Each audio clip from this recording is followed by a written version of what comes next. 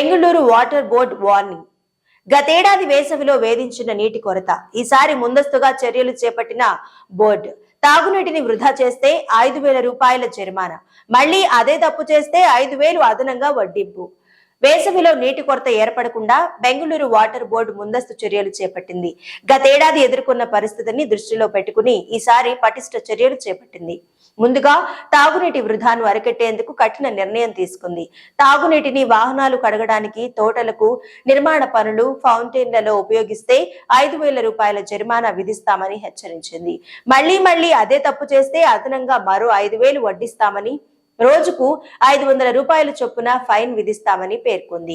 Water board act లోని section 109 ప్రకారం చర్యలు తీసుకుంటామని వార్నింగ్ ఇచ్చింది. బెంగళూరు నగరంలో ఈ వేసవిలో తాగునీటికి కొరత ఏర్పడకూడదనే ఈ మేరకు బెంగళూరు వాసులకు shopping malls, function halls, cinema halls నిర్వాహకులకు హెచ్చరికలు జారీ చేసింది. తాగునీటిని వృధా చేస్తుంటే తమకు సమాచారం ఇవ్వాలని నగరవాసులకు విజ్ఞప్తి చేసింది. Water board call centre number 1916 కు ఫోన్ చేసి చెప్పాలని కోరింది.